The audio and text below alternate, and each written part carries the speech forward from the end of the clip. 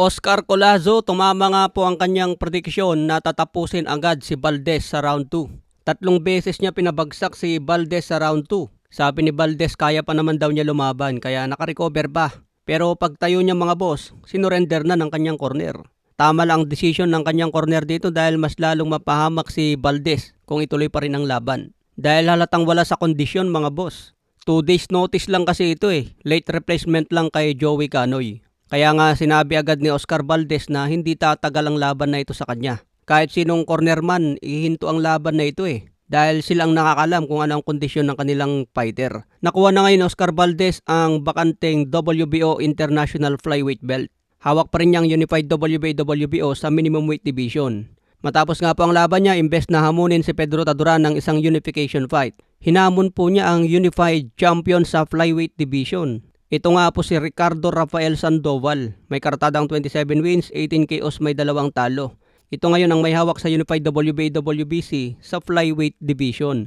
Kaya imbes na bumalik si Oscar Collazo sa 105 pounds para labanan si Pedro Taduran, manatili daw muna si Oscar Collazo sa Flyweight laban sa Unified Champion.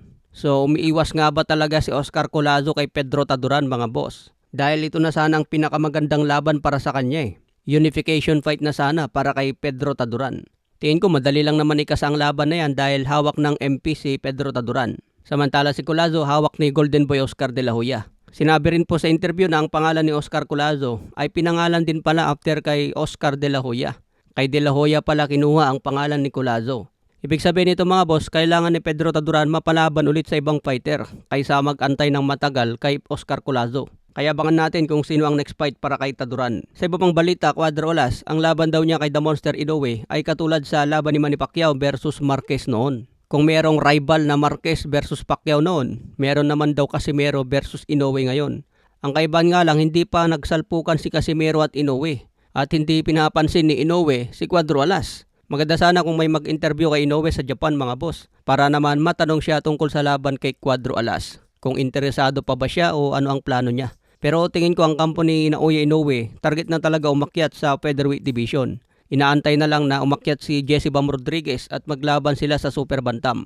Pagkatapos niyan, tuluyan ng umakyat sa featherweight. Sa iba pang balita, Ryan Garcia may warning nga po kay Conor Benn. Sabi ni Ryan Garcia, ito na raw ang pinakamahirap na laban para kay Conor Benn. Pinangako ni Ryan Garcia kung dadampi umano ang kamao niya sa mukha ni Conor Benn, siguradong tapos ang laban. Makikita nga po na matutulis ang mga hookshot ngayon ni Ryan Garcia. Sa buong 12 rounds, nabakbakan nila ni Conor Benn. Imposibleng hindi ito makatama ng solid. Lalo na palaban si Conor Benn mga boss at laging sumusugod. Yun nga lang, may head movement din si Conor Benn at may lakas. Kaya delikado rin dyan si Ryan Garcia. Dedepensahan niya po ni Ryan ang kanyang WBC welterweight belt. Sabi ni Ryan malapit na i-announce ang bakbakan nila. Pero target nga po September 12. Okay mga boss, follow for more updates.